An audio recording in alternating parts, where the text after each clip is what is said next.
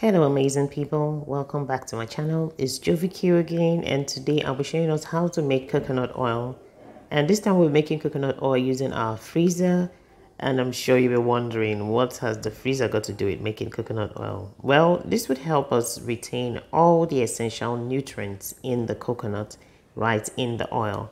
So we'll start by breaking the coconut, then cutting it into bits to make it easier for us to blend.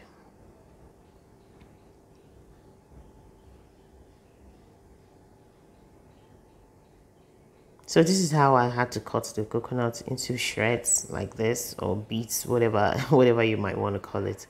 But ensure you make it easier for it to blend. Then we'll be putting water into it to the point of the coconut.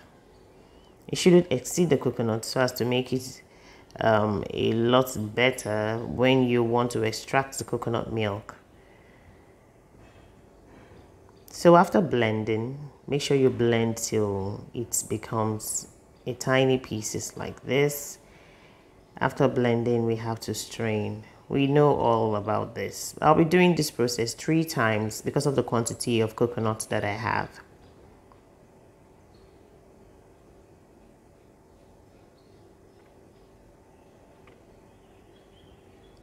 So just pouring it is not enough. You have to help the coconut to bring out or strain its coconut milk. But make sure you do it with clean hands. And this is the 3rd process after blending.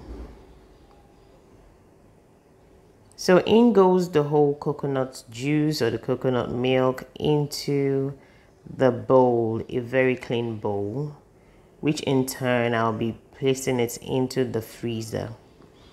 I would like to give us a little hint. I actually wanted to extract the oil without using the freezer initially, but the temperature around my kitchen wasn't enough to help me extract the oil. It wasn't hot enough to help me extract the oil. So in order to salvage the process, I had to place it into the freezer. To make the coconut milk, as it is now, the coconut milk is mixed with water. So it has floated the coconut milk. This coconut milk comprises of the milk itself and the coconut oil. And that's the reason why the refrigerator, rather, the freezer is able to congeal it on the surface. So what you have under is the water, and then on top of it is the coconut milk. So next, in a very clean pot, we have to pick up the coconut milk and place it into the pot, and it goes to the fire. You see how solid it is, very easy to manipulate. It comprises of the milk and the coconut oil. So if there are anyone left inside the water, you have to get them all out. We don't want to waste anything. So this is just exactly what I'm doing.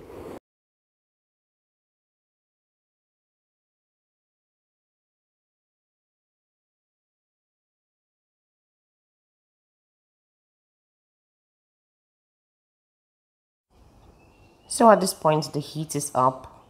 We are ready to extract our coconut oil.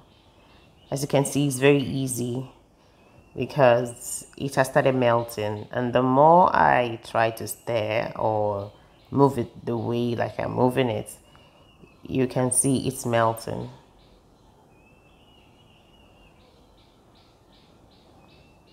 So you have to continue this way until it has all melted, and then we get on to the next process where the extraction happens, because at that point it will have to evaporate. More water will evaporate and the milk starts getting starts shrinking, and the oil starts coming out.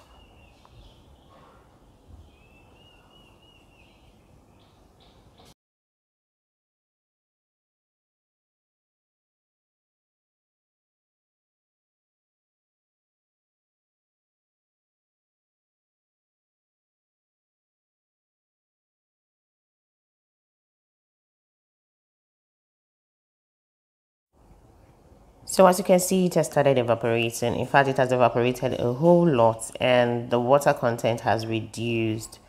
So the oil is beginning to come out and it's splashing all over. If you can check around, you can see it's popping and popping. This is when you know that the oil is about, now can you see it? This is when you know that the oil is about to come out. So you have to help it evaporate even more by stirring. Now that's the oil.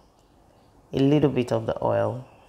You see, as you see the way it's looking just like cold pressed coconut. The nutrients are still inside it. So it's not looking brown like one overcooked oil. You can see it's retaining. It can pass for a cold pressed coconut. So you have to go on this way until everything has evaporated. We still have some water in it, some water content in the milk, which has to evaporate. So we have to keep stirring until we get what we're looking for. So at this point, I'm done and we have to strain. Now check this out. Still looking cold pressed, not looking like an overcooked coconut oil, and does not smell as bad as overcooked coconut oil. So now that is the milk. It has turned brown, relatively brown. And we are good as ready. So the next thing to do is just lift it up, strain it even further, and you're ready. Your coconut oil is ready.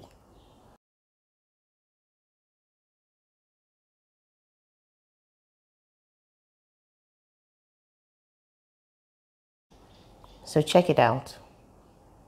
Very clean. Not amber, just clean.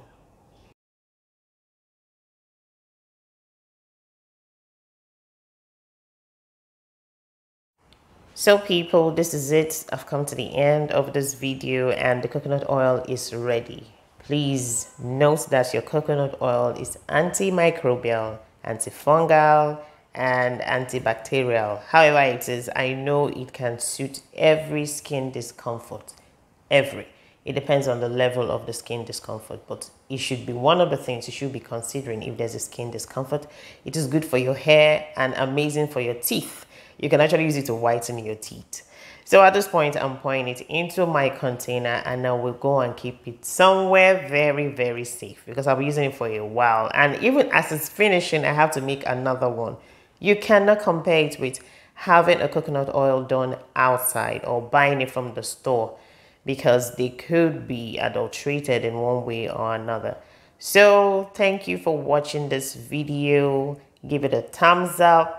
Share, like, comment. Do you have other other methods of getting your coconut oil? And tell me how the coconut oil has helped you so far. So that'll be all. See you in my next video. Bye-bye and thanks for watching.